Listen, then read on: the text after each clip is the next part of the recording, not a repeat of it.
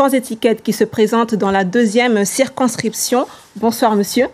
Bonsoir et je dis bonsoir aussi aux Mahoraises et aux Mahorais qui nous regardent ce soir. Alors, vous étiez déjà candidat aux législatives en 2022. Pourquoi est-ce que vous tenez tant à être député?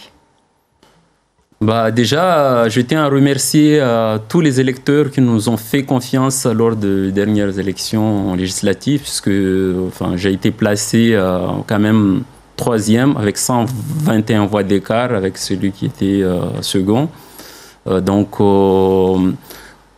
Nous sommes de nouveau candidats pour ces élections législatives avec ma suppléante, Mme Taïfati Saïd, parce que les problèmes de Mayotte n'ont pas changé en 2 ans. Au contraire, ils se sont accumulés et que ça nous oblige, en tout cas, en tant que jeunes de ce territoire, de s'engager.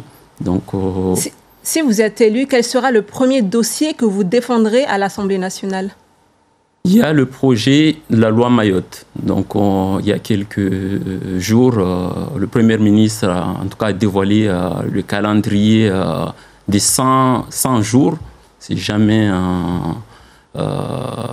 ils sont élus, ils obtiennent la majorité. Donc, parmi les points essentiels, il y a le projet loi Mayotte qui est prévu en mois d'août. Donc, c'est une date qu'il va falloir cocher sur le calendrier et que ça fait partie des plus importants des dossiers. Selon vous, qu'est-ce qui devrait figurer dans ce projet de loi Mayotte?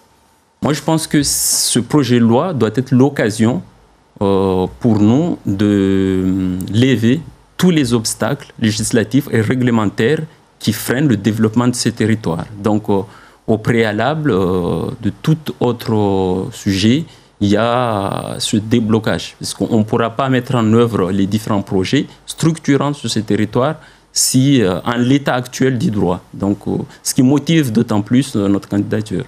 Pour cela, pour travailler, est-ce que vous êtes prêt à travailler avec tout le monde, y compris l'extrême droite peut-être ou l'extrême gauche?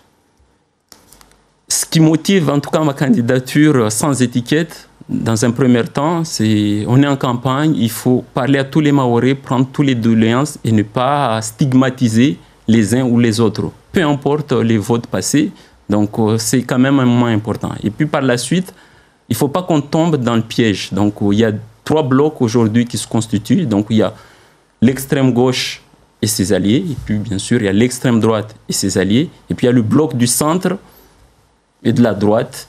Donc moi, par rapport aux valeurs que je défends, que ce soit des valeurs humanisme ou encore la fraternité et autres, moi je me retrouve plus au centre droit. Donc on verra ce que ça donnera, mais dans tous les cas, les intérêts de Mayotte et des Mahorais priment au-delà de tout clivage.